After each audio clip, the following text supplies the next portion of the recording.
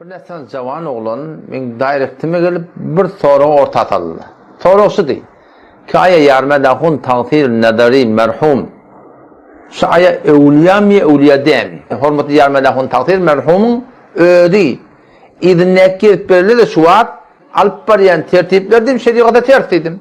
Evliya olacak olsan bir çarşıp bir düzgün ma haramdan kaçma haramı mengdeşten kaçma şöpelden kaçma o şu düzgün bilen malahimin edip beni işleri onun hayatında bulan dağıtlar şu an edilip beni dağıtlar haram ekli yok etmeklikte yok mevludhani ortaya getirmeklikte şu suratında var mehrim namehrim rahat etmesizlikte o şoňa men alacı ýene bilen dakylmaklygynda men dedim bunu rahat edenek odan şu taýdan şeýle bir zatlar ýoň edip beren adamlara öwliýa diýmek dedim men dedim çarçop şeýlegete jur gelenek dedim.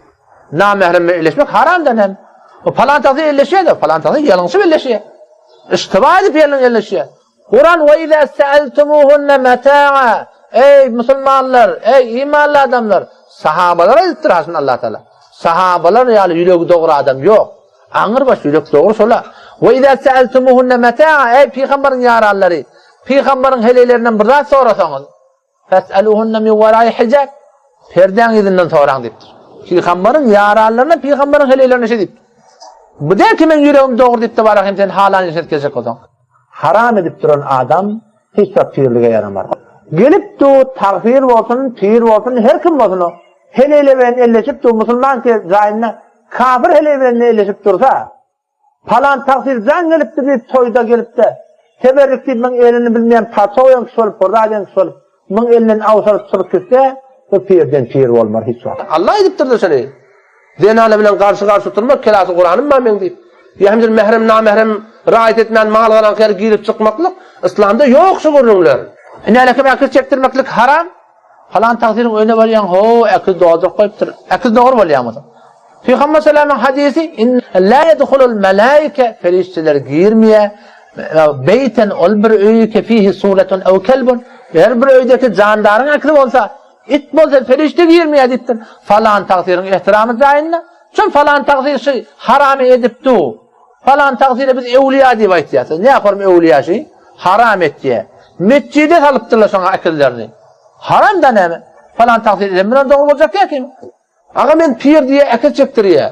Öz iyi doğru akıl. Haram da şey. Oğlum şu bizi şeke koyuyor. Ne yaparım pirçilik şey? Ne yaparım soğukçuluk şey?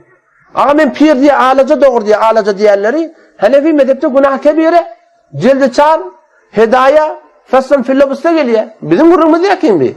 Şeriatta akıl çekmek haram. Men haber zaruret, şinasnama, guzernama, devletin mecburiyeti yanatlar var. Akıl çektirmeklik haram. Bir piri ki gelip men pir deyip akıl çektirip bir adam pirliğe yanmıyor. Her kim olsun o. Men adamdan çekilenine hak etmeden süreyim. Her kim olsun. Fakat sünnet şeyin at tutmanla onun teessür ederek olmasın. Gidin Hanefi mezhebi tahkik etsen görün. Hanefi mezhebi tahkik edin. Akıl çektirmen hukmu ne yani? Haram. Falan insan falan pir edenine halal oluyor.